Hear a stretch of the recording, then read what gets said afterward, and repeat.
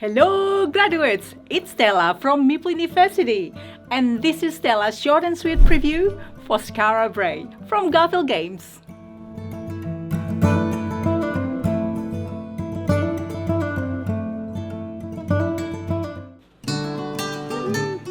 Oh, hello there! Welcome to Skara Brae. Time is around 500 BC according to the sun's location. You're just in time for our dumping celebration. Dumping. Yes, you heard that right. Not dumpling. I get that you're hungry. I'll get you to shelter and food later. But this waste or storage management is a big thing for us. This is where we leave our wastes and later recycle to good use. We're dumping things like points. A big fish point that one is. Someone's hand. Well, I guess they don't need it anymore. And whatever that thing is. And a prototype of the anarchy. Wait, don't worry. There'll be a final production copy later. For now, onto the pile. The game plays 1 to 4 players with mechanics such as chaining, drafting, and resource management. The game is of medium complexity. In Skara Brae, players are creating their own villages, drafting cards to gain helpful settlers and resources, deploying their workers to work around the village in efficient order, and, importantly, managing their resources and wastes, or Midden, to gain the most points in 4 rounds. Each round you have 3 turns. Each turn you draft, activate the card. Then each player places their workers to action tiles in their own village, activating the actions like gathering food, trading, upgrading buildings, preparing food. You'll retrieve your workers before the next turn. At the end of the round, you feed 1 food per settler, get useless Midden, and then it goes to the next round where you gain 1 extra worker. There are 3 open card drafts. Each player in turn picks a card and placing it in their village, or chooses to pass, moving them to later in this turn's order so they can go earlier in turn order next time. There are 4 types of cards. First one is settlers. Put them under the corresponding color, activating the environment action. Here, getting stone or wool per this icon you have. The more settlers you have, the more resources you gain. But watch out, those hungry folks will need to be fed each round. Second type is roofs. Each roof replaces 1 food you would need to feed 1 settler. You know what they say? Give them food, they're full for a day. But give them roof, they can cook for themselves under the roof forever. Or maybe I just made that one up.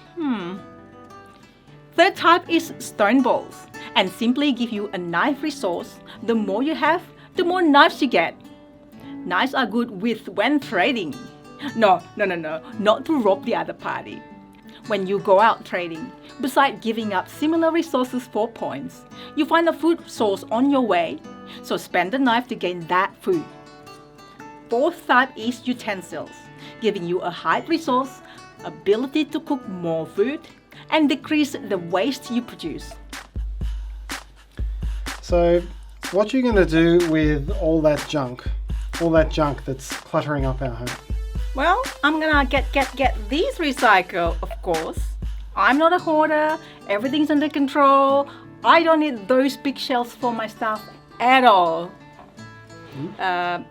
Eventually. Okay, honey, can you please put those on the shelves, please? Dumping ceremony isn't until the end of the round. I'll worry about it then. Thank you. Very important aspect to manage. You have unlimited storage capacity, but each time you need more storage, you move your slider to your right. Means you'll produce this waste each end of round that you must keep, giving you negative points. The slider stays there until you do an action that slides it down or remove the waste from your storage, which is this clean action. Discard dissimilar resources and move back slider or remove waste. Other actions on your village are gathering resources, furnishing your home, upgrading your building, and cooking or turning resources into food and other useful items. Maybe this is a rabbit foot. This rabbit is costing me 2 skills, so gotta do multiple cooking, otherwise I won't have enough food and I'll lose my settlers. Well, you can only assign 1 small worker to each action spot, but you have 1 big worker which you can use on the same spot as your small worker. At the end of 4th round, you count up your points. Gain points from village cards, upgraded action tiles, trading track, finishing your home times the number of settlers or sets of them you have, minus Midden tokens, minus negative points on your storage. The player with the highest points could well be the Minister of Recycling in their country and wins. Your storage needs to be under control. You gotta maximize the balance between your actions and resources gathering. It's handy to have lots of resources, as long as you can reduce your Midden throughout the game and reduce the capacity of your storage again. You may call this spring cleaning. At the start, not a lot you can do with 1 worker, but towards the end of the game, you'll have 4 meeples you can send to do village actions. Worth looking to upgrade your tiles too. Not only they give you endgame points, they also give you more powerful action. Like this barley gathering. You could upgrade so you gather 2 barley or spend barley to gain a cow. Handy as you have more settlers to feed.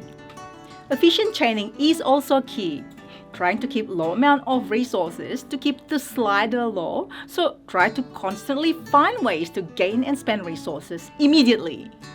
No need to keep this for extended period of time. Don't get attached to it. Move on. To add even more replayability, each player gains a random special action tile, like letting you gain more cards, or hunting boar, and so on.